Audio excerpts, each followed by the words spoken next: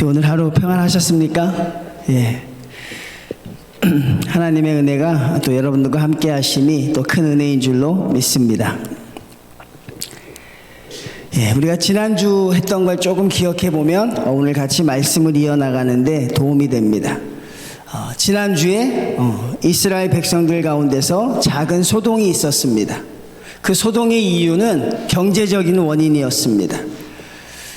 성경을 보면 많은 사람들의 문제는 대부분 경제적인 것으로 많이 연결이 돼요. 믿는 사람이라 그래서 먹지 않을 수 없고, 믿는 사람이라 그래서 뭐 집에서 생활하는 게 아니고, 또 뭐 믿는 사람이라 해서 자녀를 양육하지 않는 게 아닌 것이니 그것은 굉장히 민감한 부분입니다.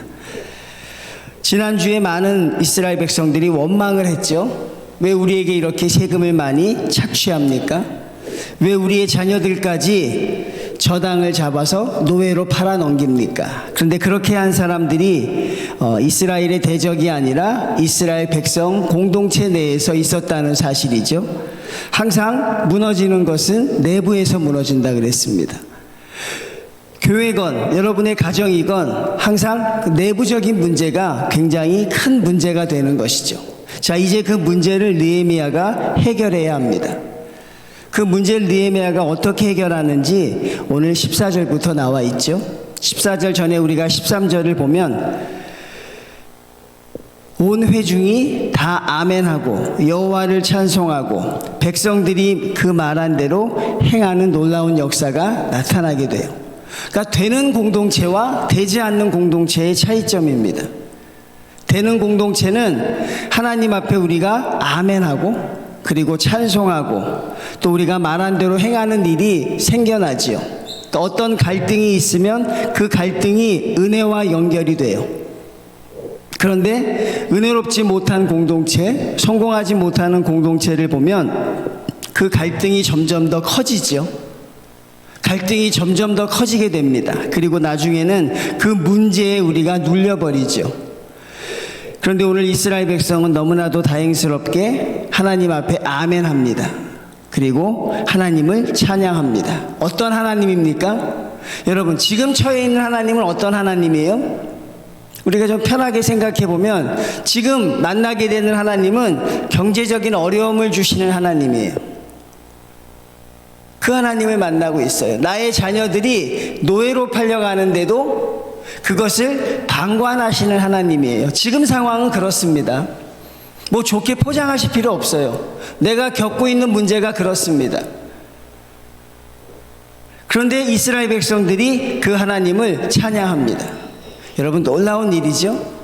나를 어렵게 하시는 하나님, 내 생명보다 귀한 자녀들을 노예로 팔려나가고 사람들이 부르짖을 때 그 부르짖음을 외면하시는 하나님처럼 보이죠. 또 내부의 공동체에 그런 사람들이 나를 시험에 들게 해도 이스라엘 백성이 찬송했다는 것은 여러분, 이게 한 글자로 표현되어 있지만 다 담을 수 없는 은혜가 여기 있는 것이죠. 그리고 백성들이 그 말한 대로 행하는 역사가 나타나게 됩니다. 어떤 순간에서도 아멘할 수 있느냐? 성도님들, 여러분 그러실 수 있습니까? 어떤 순간에서도 아멘하실 수 있어요? 그런 분은 아멘해 보십시오. 나는 어떤 형편과 환경에서도 하나님 아멘할 수 있습니다. 그런 분은 아멘해 보세요. 한 분도 없나요? 예. 그럼 어떤 상황에서도 하나님을 나는 찬양할 수 있습니다. 그런 성도들도 여러분 가운데 있어야 하지 않겠습니까? 예, 여기 또 한두 분이 아멘해 주셨네요. 그렇죠? 그러니까 형편과 환경 가운데 하나님을 찬양하는데 그게 어떤 형편과 환경에서든지 하나님은 선하시다. 근데요, 그게 제가 여러분들에게 가끔 말씀드리지만 그건 눈물과 바꿔야 돼요. 그건 여러분의 상처와 바꾸셔야 돼요. 때로는 내 상처를 부여안고 하나님을 찬양하고 아멘하는 그런 상황이 생길 수 있어요. 내 문제를 부여안고 때로는 정말 내 자녀를 부여안고 울면서 하나님께 아멘하며 감사하며 찬양할 수 있는 상황이 생기기도 합니다. 어떤 상황에서든 하나님은 선하시다. 그리고 어떤 상황에서든 하나님은 나와 함께 하신다. 우리가 그것을 항상 생각하고 아멘할 때 여러분도 여러분의 하나님을 만나실 수 있어요. 오늘 여러분의 하나님은 어떠셨습니까? 여러분의 말씀대로 행해 주신 하나님이었어요? 무조건 아멘 하지 마시고 여러분 잘 생각해보고 아멘 하셔야 돼요. 오늘 내가 만난 하나님은 어땠을까? 오늘도 저도 좀 많은 걸 생각하는 하루였습니다. 예, 오늘 그냥 예배당에서 이것저것을 보면서 많이 생각하게 되는, 뭐 여러분도 아시는 그런, 그렇죠? 그런 일들을 많이 생각하게 되죠. 그리고 하나님이 어떤 뜻이 있으실까? 참 생각하고 힘든 거 아니겠습니까? 그렇죠? 우리가 어떤 고난 뒤에 하나님의 뜻이 어떤 것일까 생각한다는 건 참 힘들고 어려운 일이거든요. 그럼에도 불구하고 해야 됩니다. 왜? 하나님은 공중에 참새 한 마리라도 땅에 떨어뜨리지 않으시니까. 그래서 하나님 앞에 구하고 또 하나님 앞에 우리가 간구하는 그 상황 속에서 역시 하나님은 찬양을 받으실 만하다, 그런 생각을 제가 또 하게 되는 또 그런 시간도 있었습니다. 오늘 14절 말씀 시작합니다. 또한 유다 땅 총독으로 세움을 받은 때 곧 아닥사스다 왕 제20년부터 제32년까지, 뭐 너무나 간단합니다. 총독으로 부름받은 지 12년 됐습니다. 참고로 아시면 느헤미야는 12년 동안 총독 생활을 합니다. 그리고 다시 자신의 나라로 돌아갑니다. 왜? 그 나라의 관리였기 때문에. 그러니까 사실 느헤미야는 술 맡은 관원의 신분을 유지하면서 이스라엘 땅에 파견된 사람이죠. 다시 돌아갑니다. 그런데 다시 돌아와요. 그런데 그 연수는 정확하게 기록되어 있지 않습니다. 그가 메대와 바사 지역에서 몇 년을 더 있었는지, 다시 돌아와서 몇 년 총독을 더 했는지 정확하진 않아요. 그런데 이 12년만 정확한 것입니다. 자, 12년 동안 나와 내 형제들이 총독의 녹을 먹지 아니하였다. 느헤미야는 이렇게 해결하고 있습니다. 경제적으로 어렵고 힘들어하는 사람들, 그런 사람들에게 잘 될 거야 라고 등을 두들기고 하나님이 채워주실 거야, 물론 그 말은 맞습니다. 맞죠 여러분? 힘든 사람에게 하나님이 채워주실 거야, 어려운 사람에게 당신도 웃을 날이 있을 거야, 그렇게 말하는 건 맞아요. 그런데 그 말이 아니라 사실 느헤미야는 행동으로 보여주고 있죠. 그게 지도자입니다. 그러니까 말하는 것은 그냥 일반 성도들도 할 수 있는 거죠. 그런데 리더들은 뭘 해야 되냐면 행동으로 보여줄 수 있어야 하죠. 근데 그 행동은요, 굉장히 사람들이 볼 때 정말 대단해야 돼요. 그래야 사람들의 마음이 움직이게 되는 것이죠. 자, 무려 12년 동안 뭘 하지 않았다는 거예요? 월급을 받지 않았다는 것입니다. 12년 동안 느헤미야가 이 이스라엘 백성들 앞에서 이 월급을 받지 않는 모습을 보여주게 돼요. 여러분은 참된 리더가 가장 먼저 필요한 게, 여러분들은 뭐라고 생각하십니까? 여러분들이 생각하는 리더 중에서 리더의 제1순위는 무엇이라고 생각하세요? 능력입니까? 아니면 어떤 통솔력입니까? 아니면 그 가정의 우수함입니까? 뭐 소위 말하는 스펙이 좋아야 한다고 생각합니까? 여러 가지 것들이 있지만 이 성경은 정확하게 하나를 가리키고 있어요. 이 성경을 보면 리더에게 있어서 제일 중요한 게 무엇이냐면 바로 성품이라고 말하고 있는 거죠. 그러니까 좋은 성품이 있어야 한다는 것이죠. 제가 이럴 때마다 늘 하는 얘기가 있어요. 우리 합동예수교 장로회 신학교가 총신되잖아요. 제가 거길 나왔잖아요. 거기 제 1번이 뭐라겠죠? 1번이 목회자가 되라가 아니거든요. 예, 너무나 당연한 게 써요. 인간이 되라가 1번. 그러니까 사람이 먼저 되라는 것입니다. 어떤 경우에도 순서가 바뀌면 안 돼요. 목회자가 되고 사람이 안 되면 큰일 나죠. 여러분 끔찍하잖아요, 그렇죠? 목회자인데 사람이 아니면 참 힘들지 않겠습니까? 그런 책을 읽었습니다. 준비 안 된 사람이 복을 받으면 큰일 난다. 준비 안 된 사람이 복을 받으면 큰일 나는 거예요. 제가 아는 목사님 한 분이 계시는데 그냥 교회를 어쩔 수 없이 이전을 하게 됐어요. 근데 이전하는 지역이 갑자기 개발이 된 거예요. 교인들이 막 물밀듯 밀려와요. 그분이 감당이 안 돼요. 결국 무너지더라고요, 여러분. 저는 거기서 보고 깨닫습니다. 준비 안 된 사람은 그 복이 결국 복이 아닌 것이죠. 자, 여러분에게도 그런 원리가 적용된다고 생각해요. 먼저 성도가 되기 전에 먼저 인간이 돼야 되는 겁니다. 인간이 되고 나서 그 다음에 성도가 돼야 아무런 문제가 없어요. 근데 제대로 사람이 안 됐는데 뭐 방언의 능력을 받고 뭐 통변의 능력을 받고 신유의 능력을 받으면 온전치 못하게 돼요. 그러니까 우리 믿는 사람들은 사실 성품이 중요한 것이죠. 자, 제자훈련이라고 하죠. 제자훈련이 여러분 왜 실패했습니까? 왜? 지식만 심어주면 될 거라고 생각했어요. 제가 여러분들을 불러놓고 공부합니다. 저 사람들이 잘 모르니까 성경을 가르치자. 마태복음을 읽게 하고 마태복음을 외우게 하고 주님이 행적을 알게 하자. 그러면 될 것이다. 근데 처참하게 실패했어요. 오히려 머리만 키워놨어요. 오히려 그것이 어떻게 작용했습니까, 여러분? 남을 조금 멋있게 비판하는 용도로 사용하기 시작했어요. 예전에는 그냥 자기의 말로 비판했는데 제자 교육을 받은 사람들이 이제는 말씀을 가지고 비판하는 거죠. 내 마음과 뜻과 힘을 다하여 하나님을 섬기라고 했는데 지금 그렇게 하고 있습니까? 이렇게 말하기 시작하는 거죠. 너희는 먼저 그의 나라와 그의 의를 구하라고 왔는데 순서가 바뀌지 않으셨습니까? 굉장히 유식한 말로 결국은 자기 의를 드러내는 데 세우고 있는 거죠. 그 제자 교육이 실패했잖아요. 요즘에 많은 교회들이 그걸 하지 않습니다. 왜? 그게 큰 의미를 갖지 않기 때문에. 그래서 어떤 의미가 있냐면 요즘에 제자 훈련을 시키는데 성품 훈련을 시켜야 한다는 겁니다. 이 성경에 성품 훈련이 나와 있잖아요. 우리의 모델이 누굽니까? 예수 그리스도거든요. 그러니까 주님을 닮아가는 훈련을 시켜야 한다는 거죠. 성품을. 그래서 오늘 제자 교육을 그렇게 한다는 것이 또 사람들에게 많은 관심을 가지고 있어요. 저는 참 적절하다고 보는 것이죠. 저도 목회 사역을 감당하고 있지만 가장 중요한 건 성품입니다.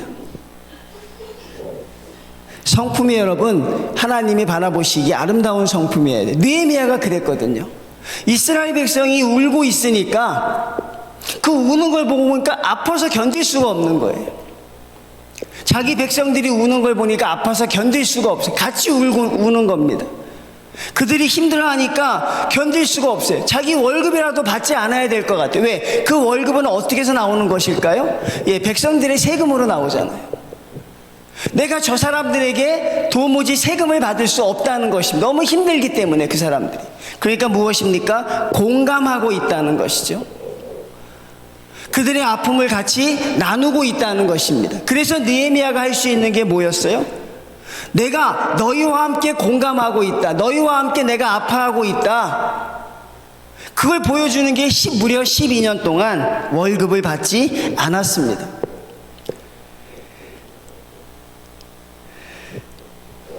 사도 바울도 이와 비슷한 선교 전략을 썼어요.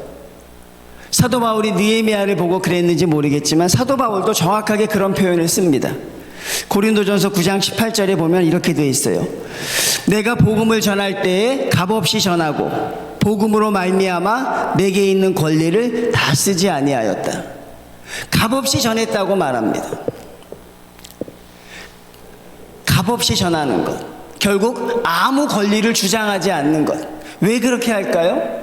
리더라는 것은 특권의 자리가 아니라 섬김의 자리라는 걸 우리에게 보여주고 있어요.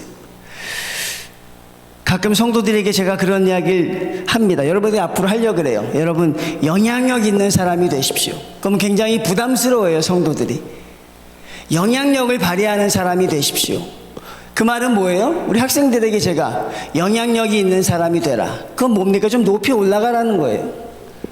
느헤미야처럼 총독도 되고 느헤미야처럼 뭐 관리도 되고 높이 올라가라는 거예요. 그럼 좀 부담스러워하죠. 근데 부담스러워할 게 하나도 없어요. 오늘 제가 말씀을 준비하면서 깨달은 것이죠. 하나님이 우리를 높이시는데 여러분 부담을 갖지 마세요. 하나님이 여러분을 높이시면 하고 높아지시면 돼요. 왜 그런 줄 아십니까? 성경에서 보니까 높음의 자리는요 특권의 자리가 아니라 섬김의 자리더라고요. 그러니까 이게 여러분이 높아지는데 부담감을 가질 필요가 없다. 여러분 많이 높아지시면 됩니다. 영향력을 가지십시오. 훌륭한 사람들이 되십시오. 사회에서 높은 지위에도 오르시고 많은 부를 획득도 하시고 명예를 가지시는 것 굉장히 필요한 거죠. 근데 내가 높아질수록 바로 섬김의 자리가 더 크다는 것입니다. 그러니 여러분 우리 하나님 앞에 다 높아지길 바란다는 거예요. 저도 좀 높아지는 목사가 되고요. 여러분도 높아지는 성도들이 되시고 우리 교회도 좀 높아지자는 거죠. 그리고 영향력을 발휘하자는 거죠. 섬기는 모습을 보여주자는 거죠. 그게 바로 하나님이 우리를 높이시는 것이죠. 영향력 있는 자리에 서는 것을 피하지 마십시오. 그리고 하나님이 주시는 자리에서 여러분 섬길 수 있는 성도들이 되어야 합니다. 특권의식이 아니라 종의 의식을 가져야 한다는 것이죠. 그래서 느헤미야는 그렇게 했습니다. 결국 무엇입니까? 사람들에게 감동을 주는, 같이 공감하는 지도자였다는 사실이에요. 자, 15절 봅니다. 나보다 먼저 있었던 총독들은 어떠했습니까? 백성에게서 양식과 포도주와 또 은 40세겔을 그들에게서 빼앗았습니다. 이게 여러분 빼앗았다고 표현하지만 정당한 권리였어요.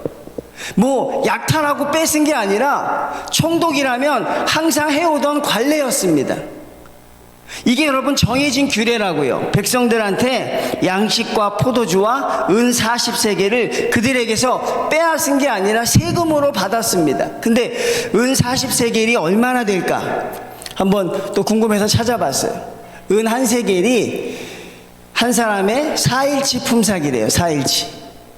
그러니까 여러분 이게 40세겔이면 4, 46이니까 160일 정도의, 우리가 하루 일당이 10만 원이라고 따지면 대충 얼마인지 가격이 나오죠. 그 과도한 액수를 징수했다는 것입니다. 그렇게 살았는데 느헤미야는 그렇게 살지 않겠다고 다짐한 것이. 여러분 전통은요 그럴 때 부인되는 거예요. 이게 교회의 전통이니까 지켜야 합니다. 이게 장로들의 유전이니까 지켜야 합니다. 그게 아니에요. 잘못된 전통은 우리가 바꿀 수 있는 능력도 있어야 하는 것이죠. 잘못된 것들은 개혁할 수 있는 것들도 있어야 합니다. 이런 것으로 느헤미야는 과감하게 개혁합니다. 나는 그럴 수 없다. 근데 그렇게 안 하는 결정적인 이유가 그 다음에 나와요. 여러분, 여러분도 그 이유에서 자유로울 수 없어요. 자, 우리 15절 말씀 한번 같이 읽어보겠습니다. 우리 같이 한번 읽어볼까요? 시작. 나보다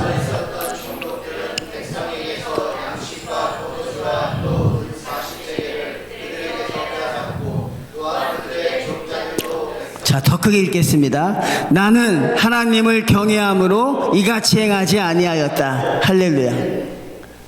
하나님을 경외하니까 저렇게 할 수 없다는 거예요. 그럼 느헤미야가 왜 녹을 안 받았어요? 느헤미야가 왜 총독의 지위를 누리지 않았습니까? 단 한 가지 이유밖에 없었어요. 하나님을 경외하는 사람이니까. 저는 이 말씀이 얼마나 멋있는지요. 느헤미야가 왜 이렇게 살았을까? 저가 참 아둔한 사람이죠. 그걸 여기 와서 알았다니까요. 너무 당연한 건데. 하나님을 경외하니까 이렇게 사는 거예요. 여러분 하나님을 경외하십니까? 그럼 이렇게 사십시오. 이렇게 사십시오. 아멘 아멘 아멘대로 될 줄로 믿습니다. 사십시오 이렇게. 여러분 부끄러워서 아멘 안 하시면 안 되고 그냥 아멘 막 하는 겁니다. 여러분. 우리가 그래 아멘 그냥 질르라 그래요. 그러면 그 중에 하나 걸리면 되잖아요. 여러분 그렇죠? 아멘 막 하다가 하나만 걸리면 되잖아.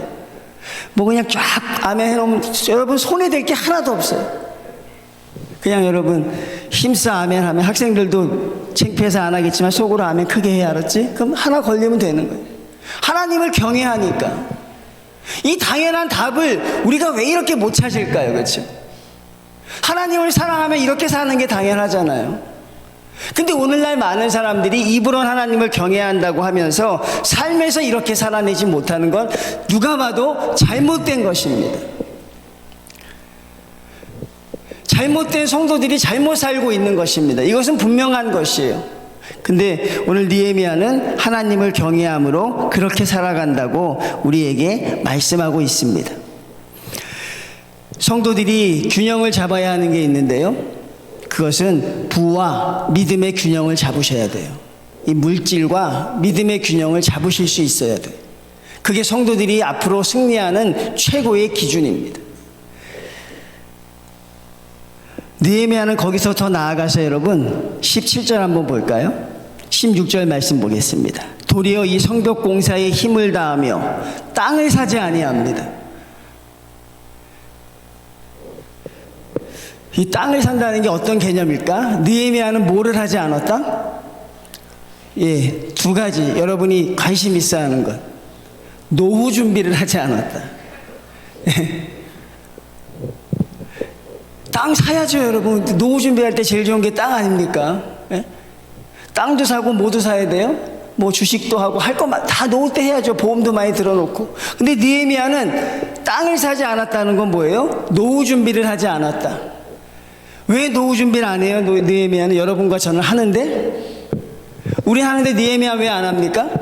느헤미야는 어떤 믿음이 있었냐면요, 하나님께 내가 최선을 다하면 하나님이 채워주신다.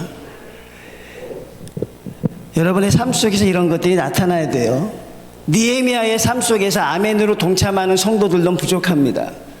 여러분의 삶 속에서 옮겨져야 돼. 너무나 당연한 거. 하나님을 경외하니까 내가 하나님을 위해서 최선을 다하면 하나님이 내 인생을 책임질 것이다. 하나님을 향해서, 성도들을 향해서, 백성들을 향해서 자신의 물질을 쓰는데 거침이 없었어요. 왜? 하나님이 채워줄 걸 믿었기 때문에. 하나님이 이렇게 해주실 걸 믿었기 때문에. 그래서 그는 땅을 사지 않습니다. 자기의 선배 총독들은 다 땅을 사고 노후를 준비하죠. 오늘날 크리스찬들도 얼마나 노후에 관심이 많은지 몰라요.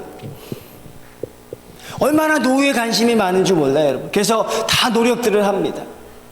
연금보험도 들고 땅도 사놓고 뭐 집도 더 좋은 데로 옮기기도, 다 무엇입니까? 노후를 준비하는. 그런데 엄격하게 말하면 여러분의 노후는 하나님이 책임지시는 거잖아요. 그러니까 하나님이 책임지려면 어떻게 됩니까? 우리가 하나님의 일을 최선을 다하면 되는 것인데 성도들이 그 방법보단 자기가 노후를 준비하는 것을 택한다. 왜 그럴까요? 여러분, 왜 그럴까요? 예, 그것도 맞지만 더 쉽게 표현하면, 정말 더 쉽고 아프게 표현해 드리면 하나님을 전적으로 믿지 못하기 때문에 그렇죠. 제 말이 맞죠? 하나님이 내 인생을 책임질 것이란 믿음이 없기 때문에 그래요. 하나님이 나와 함께 하실 것이란 믿음이 충만하지 않기 때문에 그래요. 아멘은 하지만 정말 내 인생을 책임져 주실까라는 그런 강력한 믿음이 없기 때문에 우리는 느헤미야처럼 못 그러는 거예요. 그래서 식물을 물 위에 던지질 못해요. 성경에서 뭐라고 했어요? 식물을 물 위에 던지면 바로 다시 찾게 할 것이라고 해도 우리는 못 던져요. 어느 한 사람이 운전을 하다가 차가 전복이 돼서 절벽에 나뭇가지 하나 붙잡았어요. 제가 뭐 얘기해 드렸나? 이 사람이 믿는 사람이었어요. 절벽에 나뭇가지를 붙잡았으니 제일 먼저 뭐 했을까요? 기도했겠죠. 어떻게 기도했을까요? 하나님 살려주십시오. 저도 여러분도 다 그렇게 기도할 거야. 간절히 뭐 급박하게 하나님 살려주십시오. 얼마나 간절했겠어요. 하나님이 응답하셨습니다. 그 손을 놔라. 하나님 뭐라 하겠다고요? 살려줄 터이니 그 손을 놔라. 절대 안 놓고 계속 살려달라 그랬어요, 그 사람. 하나님이 계속 놓아도 못 놓는. 왜? 하나님을 믿는 믿음이 우리가 그만큼 부족하다는 거예요. 여러분의 믿음과 삶이 일치할 때 하나님의 기적이 나타납니다. 느헤미야의 하나님이 나의 하나님이시기 때문에, 느헤미야 하나님이 우리 하나님이시기 때문에 여러분 그런 일이 나타나요. 결국은 행하지 못하는 우리에게 많은 문제점이 있는데 사실 그 안에 깊숙이 들어가 보면 맞습니다, 여러분. 참 우리가 너무나 힘든 고백이지만 하나님을 전적으로 믿지 못하는 것입니다. 하나님을 전적으로 믿으면 우리가 왜 그런 일을 감당하지 못하겠습니까? 성도님들, 여러분을 하나님이 함께 하심을 믿는 성도들이 되시길 바랍니다. 하나님이 여러분의 인생을 책임져 주실 줄로 믿습니다. 그러니 하나님의 일을 열심히 감당하면 노후 준비는 안 해도 된다. 예, 그런 결론을 저희가 얻는 것이죠. 하나님을 경외하는 지도자와 경외하지 않는 지도자의 차이가 명백하게 보이죠, 성도님들? 이 짧은 구절이지만 명확하게 우리가 캐치할 수 있죠. 하나님을 경외하는 사람과 경외하지 않는 사람. 그러면 여러분도 그렇게 저와 여러분도 그렇게 살고 있느냐 하는 것입니다. 우리가 세상에서 다른 사람들과 이처럼 명쾌하게 구분되어 살고 있느냐. 느헤미야는 그것을 우리에게 직접 보여주고 있습니다. 하나님을 경외하는 지도자와 경외하지 않는 지도자의 차이를.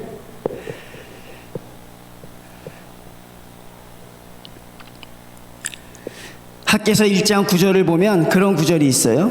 내 집은 황폐하였으되 너희는 각각 자기의 집을 짓기 위하여 빨랐습니다. 제가 이 느헤미야 하면서 한 3번 정도 언급해 드렸어요. 이 학개서에 보면 사람들이 예루살렘 성전을 지을 때 성전을 짓다가 그걸 멈추고 다 가서 자기의 집을 지었어요. 성전을 막 짓다 보니까 성전을 지을 때가 아닌 거거든요. 지금은 내 집을 지어야 될 것 같거든요. 그러니까 이스라엘 백성들 생각 속에 어떤 생각이 있었냐면 내 집을 짓고 나서 하나님의 집을 지어야 한다는 생각이 있었어요. 여러분도 그런 생각이 있는지 모르겠습니다. 하나님의 집을 막 짓다가 아이고 내 새끼는 어디 가서 자나? 나는 끝나고 어디 가서 자지? 그러면서 생각하는 게 뭐냐면 아니다. 성전보다 급한 건 내 집이다. 그래서 그들이 먼저 결론을 내리고요. 자기 집을 지으러 다 먼저 돌아갔어요. 근데 놀라운 사실은요. 못 돌아왔어요. 돌아올 수 없었어요, 여러분. 자기의 집을 지으면서 그들이 다시 와서 성전을 짓겠다고 했지만 결국 돌아오지 못했습니다. 우리가 여기서 무엇을 배울 수 있습니까? 결국 여러분, 하나님의 것이 먼저인가 사람의 것이 먼저인가? 하나님은 성전이 먼저라고 우리에게 하십니다. 성전을 먼저 지으면 너희 집을 지어줄 것이라고 이야기합니다. 근데 우리는 성전을 짓다가 보니 내 집이 먼저라고 생각하죠. 근데 우리가 이럴 때 항상 쓰는 방법이 하나님 이것만 하고 돌아오겠습니다 그러죠. 그런 성도들을 참 많이 봤습니다. 목사님 요 고비만 넘기고 돌아오겠습니다. 돌아오는 분이 별로 없었습니다. 여러분. 요 아이만 키워놓으면 제가 멋있게 봉사하겠습니다. 근데 멋있게 봉사하는 모습을 별로 본 적이 없어요. 아이가 군대 가니까 그 군대 가는 동안 우리 아이 군대만 끝나면 제가 와서 열심히 하겠습니다. 뭐 그렇게 이야기하는데 결국 그것은 우리가 많이 보지만 안 되는 거예요. 이스라엘 백성도 그랬어요. 자기의 집을 짓는다고 했는데 돌아오지 못해서 성전이 황폐하게 되어버렸어요. 그런 아픔이 있었어요, 이들이. 그래서 느헤미야가 보여주고 있는 것입니다. 그렇게 하지 말라는 것입니다. 하나님의 것이 먼저라는 것입니다. 섬김을 통해 유명해지지도 않고 그리고 높아지지 않을 수도 있습니다. 항상 감명이나 좋은 결과만을 낳지도 않습니다. 이렇게 산다고 해서 항상 느헤미야와 같은 복을 받는 건 아니라는 것입니다. 여러분의 선한 행위가 언제나 사람들에게 칭찬을 받는 것도 아니고 감명과 감동을 받는 것도 아니에요. 그런데 우리가 하나님만 바라보고 그냥 하는 것입니다. 우리가 늘 고백하듯이 하나님 때문에 그렇게 사는 거예요, 여러분. 선교 열매를 거둘지 안 거둘지 모릅니다, 여러분. 그런데 하나님만 바라보고 하는 것입니다. 구제도 마찬가지입니다. 우리 교회가 구제해서 전도가 몇 명이 되었는지, 교회가 구제해서 지역사회에 어떤 평판이 있는지, 교회가 구제함을 통해 우리 교회에 어떤 영향력이 있는지 그렇게 계산하면 안 된다는 것입니다. 결국 무엇입니까? 하나님을 바라보고 하는 것이죠. 아이들 교육도 마찬가지입니다. 애들 교육도, 주일학교 교육도 마찬가지. 보이지 않죠. 아이들이 변화하는 것 같지 않죠. 근데 여러분, 그렇게 씨를 뿌리면 하나님이 거두게 하신다는 것이죠. 그렇게 씨를 뿌리면 하나님이 때가 되면 다 거두게 하신다는 사실입니다. 오늘 느헤미야가 이렇게 사는 이유는 단 한 가지입니다. 하나님 때문에 이렇게 사는 거예요. 그가 이렇게 사는 이유, 12년 동안 월급을 받지 않고 백성들과 같이 아파하고 그들과 함께 고통당하는 이유는 총독임에도 불구하고 관저에 있지 않고 현장에 나가서 같이 벽돌을 쌓는 이유는 단 한 가지.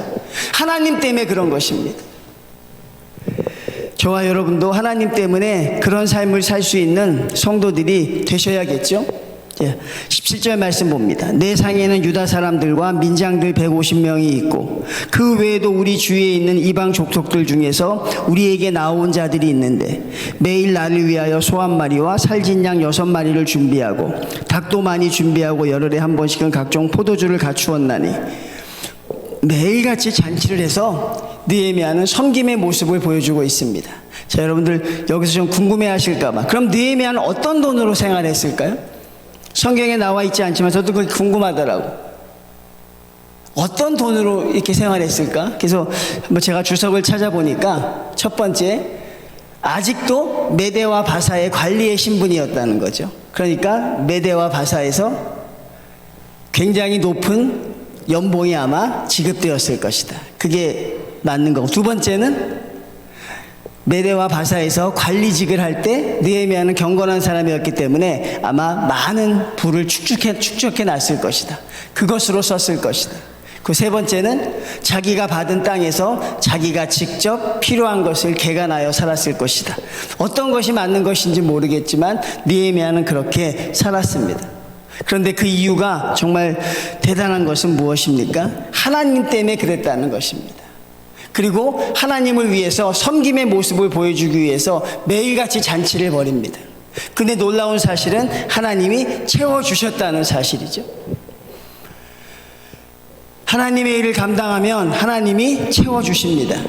근데 하나님의 일을 감당하지 않으면 하나님이 하시는 일에 대해서 우리가 알 수 없죠. 저는 그래서 여러분들이 하나님의 일을 하시라는 것입니다. 그러면 격려하는 하나님의 음성을 들을 수 있습니다.